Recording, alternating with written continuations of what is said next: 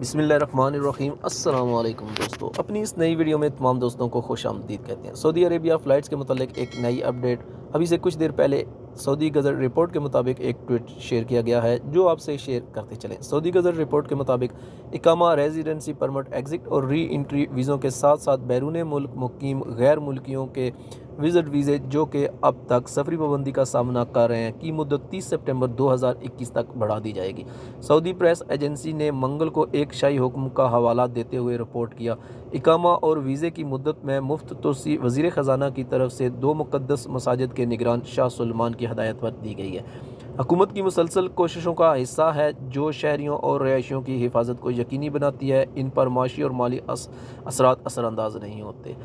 SPA के मुताबिक passport के जनरल डायरेक्टोरेट जवाज़ात ने तस्दीक किया है कि तोसी कौमी मामलात मरकज़ के तावन से खुद ब खुद हो जाएगी।